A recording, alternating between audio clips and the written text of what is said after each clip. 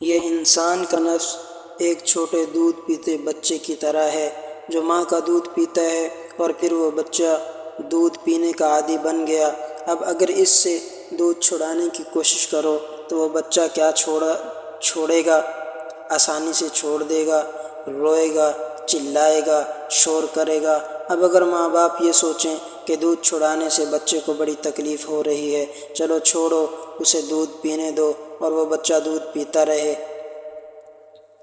تو میرے محترم عزیزو، اگر بچے کو اس طرح دودھ پینے کی حالت میں چھوڑ دیا تو نتیجہ یہ ہوگا کہ وہ جوان ہو جائے گا اور اس سے دودھ نہیں چھوٹ پائے گا، اس لیے کہ تم اس کی تکلیف، اس کی فریاد اور اس کی چیخ و پکار سے ڈر گئے، جس کا نتیجہ یہ نکلا کہ اس سے دودھ نہیں چھڑا سکے۔ اب اگر اس کے سامنے روٹی لاتے ہیں تو وہ کہتا ہے کہ میں تو نہیں کھاؤں گا، میں تو دودھ ہی پیوں گا، لیکن دنیا میں کوئی ماں باپ ایسے نہیں ہوں گے جو یہ کہیں کہ چونکہ بچے کو دودھ چھڑانے سے تکلیف ہو رہی ہے اس لیے دودھ نہیں چھڑاتے۔ ماں باپ جانتے ہیں کہ بچہ دودھ چھڑانے سے روئے گا، چلائے گا، رات کو نیند نہیں آئے گی، خود بھی جاگے گا، ہمیں بھی جگائے گا، لیکن پھر بھی دودھ چھڑاتے ہیں، اس لیے کہ وہ جانتے ہیں کہ بچے کی بھلائی اسی میں ہے۔ اگر آج اس کو دودھ نہ چھڑایا تو ساری عمر کبھی روٹی کھانے کے لائق نہیں ہوگا۔ تو میرے محترم عزیزو، یہ انسان کا نفس بھی بچے کی مانند ہے، اس کے منہ کو گناہ لگے ہوئے ہیں، گناہوں کا ذائقہ اور اس کی چاٹ لگی ہوئی ہے۔ اگر تم نے اس کو ایسے ہی چھوڑ دیا کہ چلو کرنے دو، گناہ چھوڑنے سے تکلیف ہوگی، نظر غلط جگہ پڑتی ہے، اس کو ہٹانے میں بڑی تکلیف ہوگی، زبان کو جھوٹ بولنے کی عادت پڑ گئی ہے، اگر جھوٹ بولنا چھوڑ دیں گے تو بڑی تکلیف ہوگی، اور اس زبان کو مجلسوں کے اندر بیٹھ کر غیبت کرنے کی عادت پڑ گئی ہے، اگر اس کو روکیں گے تو بڑی تکلیف ہوگی، نفس ان باتوں کا عادی بن گیا ہے، رشوت لینے کی عادت پڑ گئی ہے، اللہ بچائے سود کھانے کی عادت پڑ گئی ہے، اور بہت سے گناہوں کی عادت پڑ گئی ہے۔ اب اگر ان عادتوں کو چھڑانے سے نفس کو تکلیف ہو رہی ہے، اگر نفس کی اس تکلیف سے گھبرا کر اور ڈر کر بیٹھ گئے تو اس کا نتیجہ یہ ہوگا کہ ساری عمر نہ کبھی گناہ چھوٹیں گے اور نہ قرار ملے گا۔ یاد رکھو، اللہ تعالیٰ کی نافرمانی میں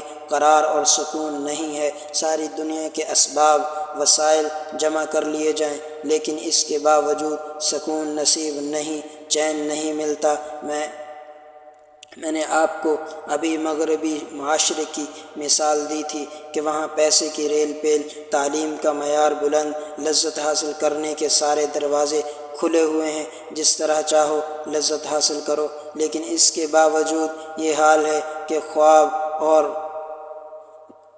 جو سکون کی گولیاں کھا کھا کر اس کی مدد سے سو رہے ہیں۔ کیوں دل میں سکون اور قرار نہیں؟ سکون کیوں نہیں ملا؟ اس لیے کہ گناہوں میں سکون کہاں تلاش کرتے پھر رہے ہو۔ یاد رکھو، ان گناہوں اور نافرمانیوں میں اور معصیتوں میں سکون نہیں ہے، سکون تو صرف ایک چیز میں ہے، اور وہ ہے الا بذکر اللہ تطمئن القلوب، اللہ کی یاد میں اطمینان اور سکون ہے۔ اس واسطے سے یہ سمجھنا دھوکہ ہے کہ نافرمانیاں کرتے جائیں گے اور سکون ملتا جائے گا، یاد رکھو زندگی بھر نہیں ملے گا، اس دنیا سے تڑپ تڑپ کر جاؤ گے۔ اگر نافرمانیوں کو نہ چھوڑا تو سکون کی منزل حاصل نہ ہوگی۔ سکون اللہ تعالیٰ ان لوگوں کو دیتے ہیں جن کے دل میں اس کی محبت ہو، جن کے دل میں اس کی یاد ہو، جن کا دل اس کے ذکر سے آباد ہو۔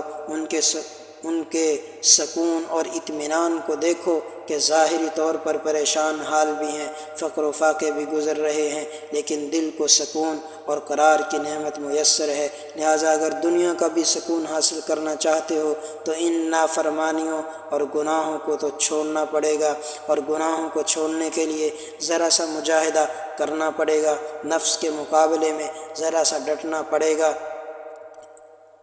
اور ساتھ ہی اللہ تعالیٰ نے یہ وعدہ بھی فرما لیا کہ والذین جاہدوا فینا لنہدینہم سبلنا، جو لوگ ہمارے راستے میں یہ مجاہدہ اور محنت کرتے ہیں، ماحول کا، معاشرے کا، نفس کا، شیطان کا اور خواہشات کا تقاضا چھوڑ کر وہ ہمارے حکم پر چلنا چاہتے ہیں،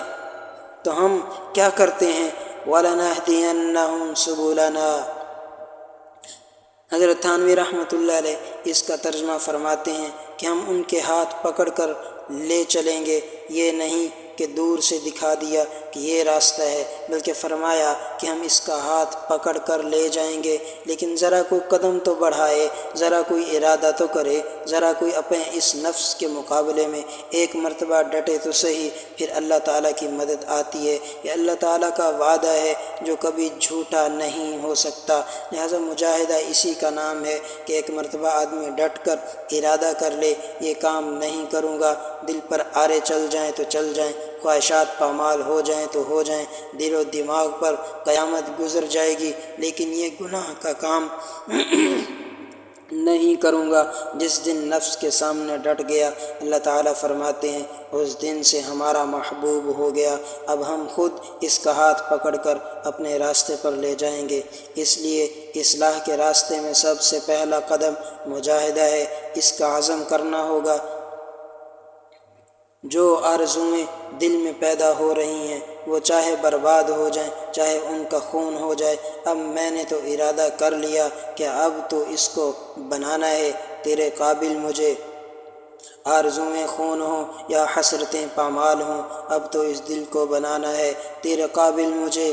اب اس دل میں اللہ جل جلالہ کے انوار کا نزول ہوگا، اب اس دل میں اللہ کی محبت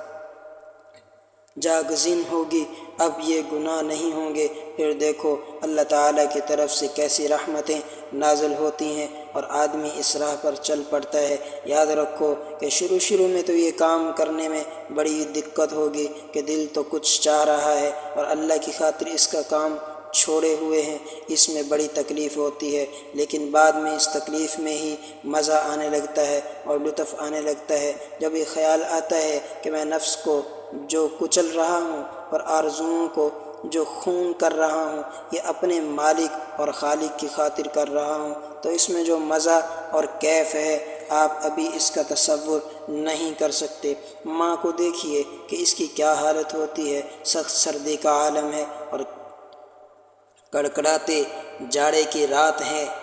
سردی کی ٹھنڈی راتیں ہیں، لحاف میں لیٹی ہوئی ہے اور بچہ پاس پڑا ہے، اس حالت میں اس بچے نے پیشاب کر دیا۔ اب نفس کا تقاضا تو یہ ہے کہ یہ گرم گرم بستر چھوڑ کر کہاں جاؤں، یہ تو جاڑے کا موسم، یہ سردی کا موسم ہے اور گرم گرم بستر چھوڑ کر جانا تو پڑا، بہت مشکل کام ہے۔ لیکن ماں یہ سوچتی ہے اگر میں نہ گئی تو بچہ گیلا پڑا رہے گا، اس کے کپڑے گیلے ہیں، اس طرح گیلا پڑا رہے گا تو کہیں اس کو بخار نہ ہو جائے، اس کی طبیعت خراب نہ ہو جائے۔ وہ بیچاری اپنے نفس کا تقاضا چھوڑ کر سخت کڑاکے کے